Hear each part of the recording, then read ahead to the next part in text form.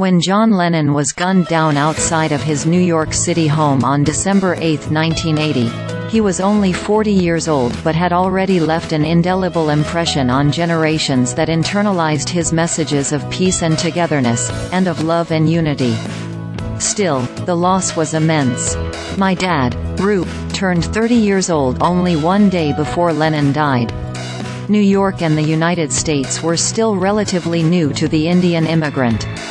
When my father arrived at the borough of Queens in the summer of 1976, Lennon had just been granted his green card, after having been threatened with deportation following his arrival in the city 5 years earlier on a visa. Although Lennon was revered by many, he also was viewed as a radical and disliked by others, including President Richard Nixon's administration. It also didn't help that he was married to Yoko Ono, a Japanese immigrant who was an accomplished artist and outspoken about human rights. Ono was granted permanent residency in 1973. In his youth, my dad cared more about music and sports than he did politics. Aside from playing cricket and listening to Hindi songs, rock and roll and the Beatles dominated his life in India. In 1968, when the band visited his homeland for a transcendental meditation retreat, 18-year-old Roop was overjoyed about their visit, reading about their whereabouts in the local papers. Taylor Swift taught me English. Speak now, didn't just speak to me. It changed my life 2 years later, when Michael Wadley's Woodstock documentary screened in Mumbai's movie houses. Roop became entranced by Jimi Hendrix and the idea of blue jeans as a fashion statement. Seeing images of Lennon in denim throughout the 70s only furthered his desire.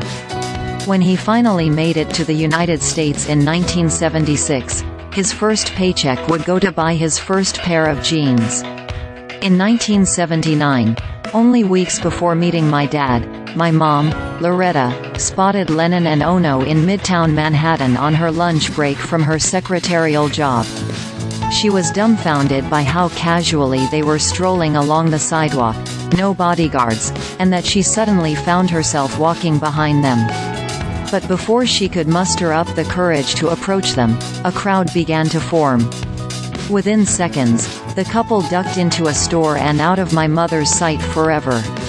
Lennon and Ono's union was prevalent in my parents' minds when they first met.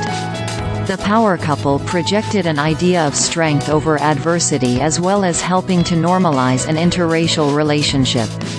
The Beatles defined my adolescence, but in Get Back, they weren't who I expected. Loretta was already the product of a mixed marriage, after her Puerto Rican mother married her Italian-American father in 1957, and her ambition to see and understand other cultures only increased as she got older. She used her savings from her secretary job at a travel agency to take discounted international trips. Before she met Roop, she had already visited India.